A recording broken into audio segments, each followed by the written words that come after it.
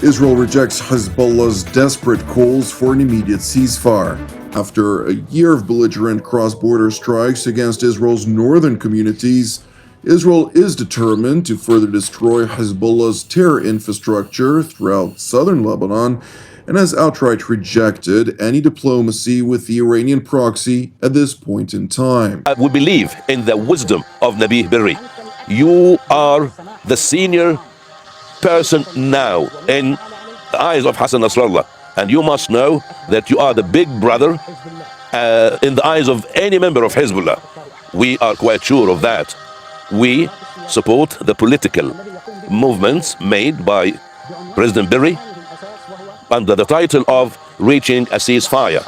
And after reaching the ceasefire, where diplomacy will play a good part in this, all the other details can be discussed, and through discussion we will reach the best resolutions and decisions.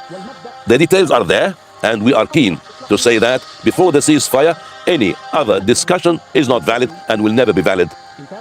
If the enemy continues its war, the field will be there to say who is the winner. First of all, I did see these reports that Hezbollah now wants a ceasefire. And delinked from Gaza. Yeah, delinked from Gaza, that they just want a ceasefire on its own terms. And I think my initial response to this is, where have they been for a year? For a year, the world has been calling on Hezbollah to stop the attacks across the border into Israel. And for a year, Hezbollah said they would not do it unless there was a ceasefire in Gaza. They linked the two when the international community was saying, stop the fighting. And Israel was saying, if Hezbollah stopped attacks across the border, Israel would stop its attacks in response against Hezbollah. So for a year, you had the world calling for this ceasefire. You had Hezbollah refusing to agree to one. And now that Hezbollah is on the back foot and is getting battered, suddenly they've changed their tune and want a ceasefire. I think it's not surprising given the situation they find themselves in. Israel has battered Iran's most potent regional proxy, namely Hezbollah in Lebanon, which is now desperately calling for an immediate ceasefire. Israeli Defense Minister Yoav Gallant asserts that once the fog of war disperses in Lebanon, Iran will realize that it had lost its most potent proxy. Hezbollah זה ארגון בלי ראש. Hezbollah is an organization without a head. Nasrallah was eliminated. His replacement was probably also eliminated. And all the rest, Akil, Muzzin, Karaki, and all those under. This thing has a dramatic effect on everything that happens. There is no one to make decisions, no one to act in the fire array that Hezbollah built over the years with a huge Iranian investment, has reached the level that today's Hezbollah is similar to what Hamas started with and maybe below that, and short-range rockets, and middle-range rockets, and missiles. All of this together with the significant action that is being taken on the front, and fact everywhere is peeling away all the capabilities, and we see what is happening. There is fear, there is panic. There is an erosion of the Hezbollah organization, which is of a different magnitude. This organization has never experienced anything like this.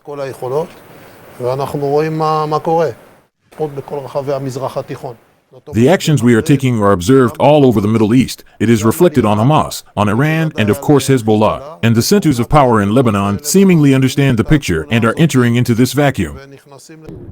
Lebanon's information minister on a visit to France said he still hopes last-minute diplomacy could prevent further destruction and suffering in his country. We still think there's a tiny bit of hope on the diplomatic front. Because Lebanon is being bombed every day. Beirut is being bombed every day, every night, around the clock.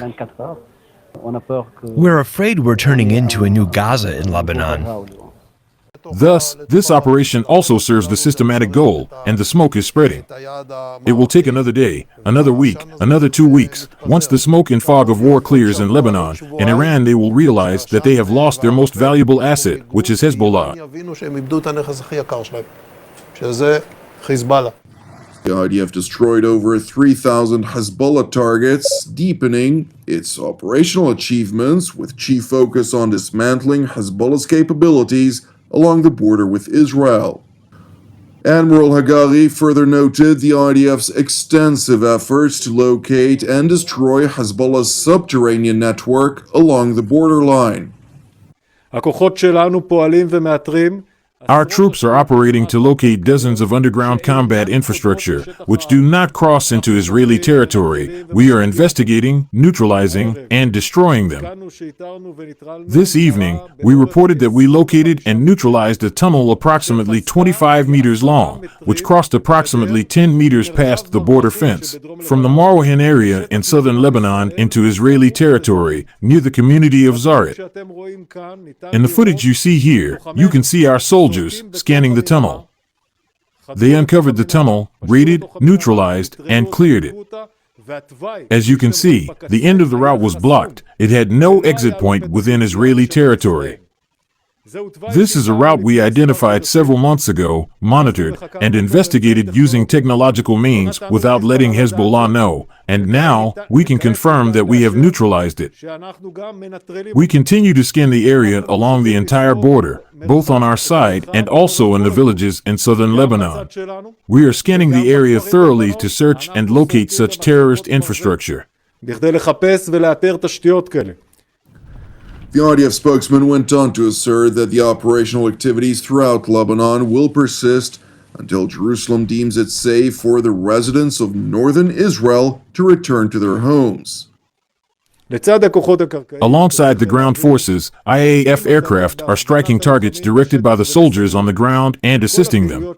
All of our activities are part of changing the security reality in the north so that the residents of the north can return to their homes at a time determined by the political echelon. הדרג המדיני. In Washington, U.S. State Department spokesman Matthew Miller was asked about reports regarding Hezbollah desperately pursuing a ceasefire, which in contrast to its obstinate position during the first 11 months of war, in which it refused any compromise with Israel, it is now keen on delinking from the Gaza Strip. Miller continued by highlighting that the United States is engaged in talks with regional and global actors that hold sway over separate parts of Lebanon's sectarian public. So we are having conversations with a number of different players inside Lebanon, and not only are we having conversations with them, our allies and partners from inside the region and from outside the region are having those conversations, and oftentimes we have sort of intermediaries to talk to individuals inside Lebanon. Those are ongoing. I don't think it's productive for me to read them out publicly. What are the implications of some of the language we're hearing out of Hezbollah as of late? Austin, the implications are enormous. Basically, this is a schism, a split, if you will, within the Iranian proxy movement, the axis of resistance, that they call themselves. You have to remember, Hezbollah is the cornerstone of the Iranian proxies. That is their main proxy. It was started up in the early 80s. They've given them, 150,000 missiles. They've been in multiple wars with Israel. And they have split. They have said, we will basically negotiate our own ceasefire, that the Gaza ceasefire arrangement is completely separate from what they're doing. Kind of implied that whatever happens with Iran might be a little separate from what they're doing as well, but it wasn't formally stated. The other thing, too, is, Bibi Netanyahu, the prime minister of Israel today, basically came out and made an address where he kind of made it clear to the people of Lebanon that if basically you don't want to see Lebanon look like Gaza, in so many words.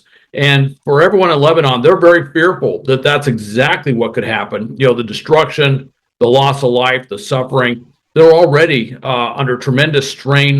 Their social services, which were already overwhelmed on any given day, are completely overwhelmed now. So he made that pretty clear. And as near as I can make out, it was internal Lebanese dynamics. It was the head of the parliament, if you will, that basically was putting pressure on Qassem, Naim Qassem, which is the acting Secretary General, who basically the acting Secretary General, because Nasrallah is dead, and of course now it's looking like Nasrallah's replacement is probably dead as well. So they put pressure on him and said, "Look, you need to do something." And now we're hearing this overture, which is truly amazing. I mean, if you look at where we were a year ago, October 8th, a year ago, was when, basically Hezbollah joined the fight. They started firing missiles in support of Hamas. And here we are a year later, and they're saying, basically, I hate to say the term sue for peace, but that's probably not that far off. They're trying to do anything to stop the Israeli offensive. And of course, it does say a lot about how much damage the Israelis have inflicted on Hezbollah as an organization and as a military force. And is this a new sentiment that they have, that they're completely omitting a Gaza ceasefire and when they talk about some of the tension being quelled up north?